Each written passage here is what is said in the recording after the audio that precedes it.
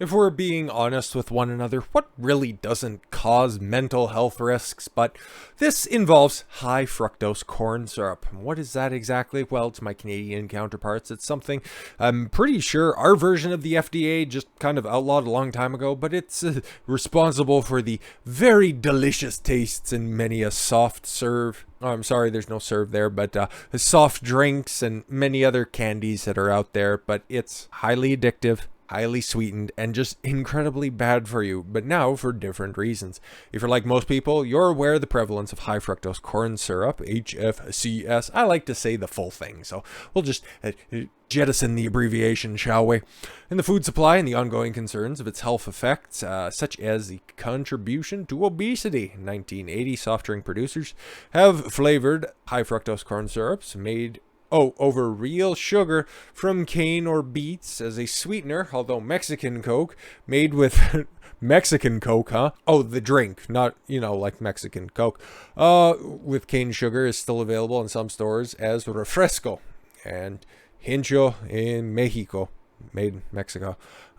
Food processors have followed suit, and today high fructose corn syrup is found in thousands of products, including fast food offerings, bread and baked goods, tomato-based sauces, breakfast cereals, fruit drinks, salad dressings, yogurt, canned soups, candy, and even medication. So, what does high fructose corn syrup supplanted sucrose, from cane and beets and so many foods? It's cheap, it's easy to make, and it's cheap to implement. That's basically what it is. And it's addictive. Skirts regulations that way.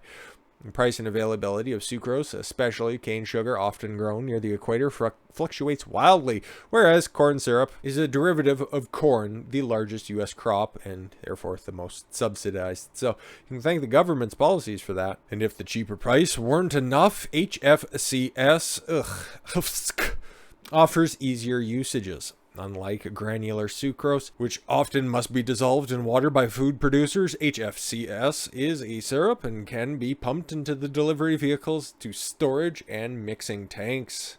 Cool. Fructose corn syrup is not as popular with nutritionalists, medical professionals, and food consumers as it is with food producers. For example, as much as 92% of U.S. corn is genetically engineered, and the long-term safety of GMOs hasn't been studied by the Food and Drug Administration. Yeah, it's unlikely to because they properly subsidize the FDA. Anyways, the U.S. Department of Agriculture and the Environmental Protection Agency, according to the Center for Food Safety. So, what about metabolic problems? Obviously, links to obesity, insulin resistance, and type 2 diabetes and high blood pressure are clear. Fructose goes straight to your liver and starts the fat production factory. Yeah, because fructose, even though, that second letter in the HFCS, fructose, it's a derivative from corn, but it is still fructose at the end of the day, and it is exclusively processed by the liver. And if there's not enough room within your liver to process the fructose, well, guess what? It just gets immediately stored. It can't be used by the rest of the body. It needs to be processed by the liver.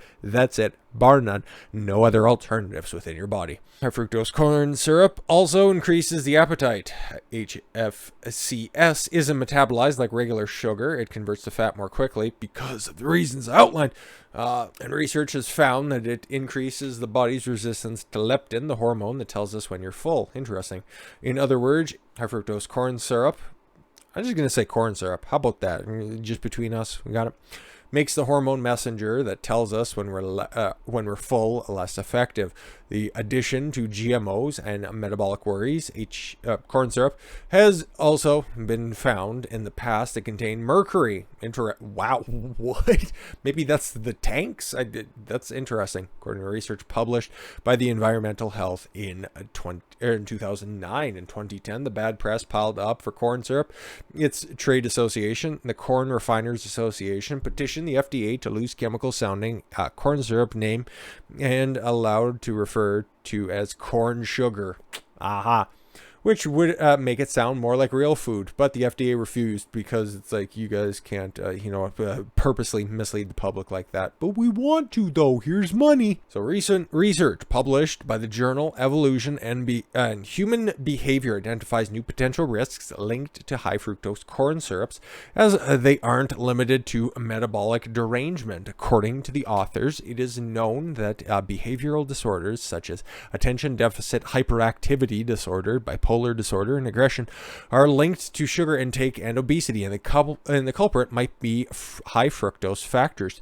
The authors suggest that high fructose intakes activates an evolutionary-based survival pathway of fat storage and decreased energy expenditures that develops in animals to fight starvation or prepare for hibernation or long-distance migration. The effects of the non-starving humans may be deleterious, they hypothesize. Specifically, high fructose and the metabolite uric acid likely induce a foraging response that stimulates craving, impulsivity, risk-taking, and aggression in humans, and can resemble ADHD conditions that are characterized by decreased attention spans and increased locomotor activities. That sounds awesome.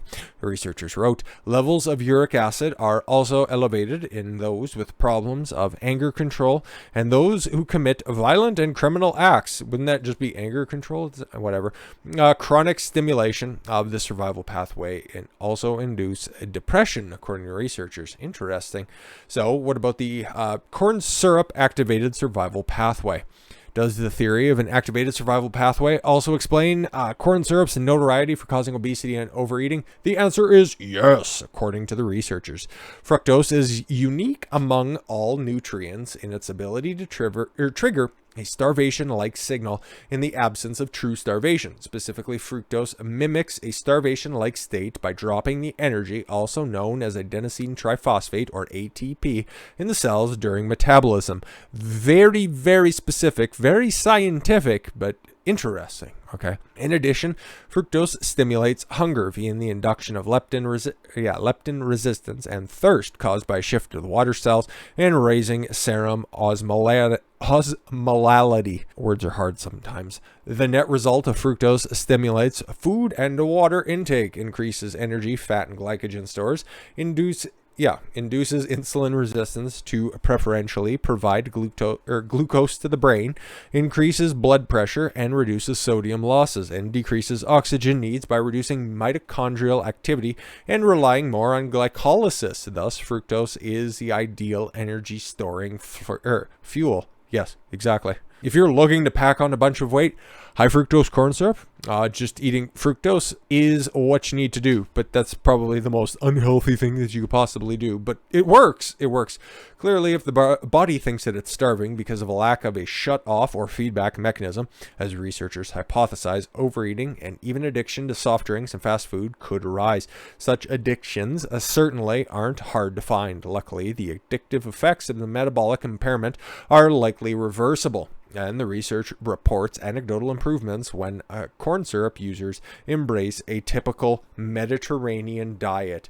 When in doubt, Mediterranean diet. In conclusion, in light of the negative metabolic effects, few people or groups, with the notable exceptions of big food and corn refiners, would defend corn syrup as a valuable component to be added to our daily diet. However, high fructose corn syrup isn't likely to disappear from the store shelves anytime soon because of its low price, agricultural availability, and ease of shipping and storage. Still, the possibility of links to mental and behavioral disorders, along with high fructose corn syrup already known effects, should cause food consumers to give a long, hard look at the ubiquitous food ingredient.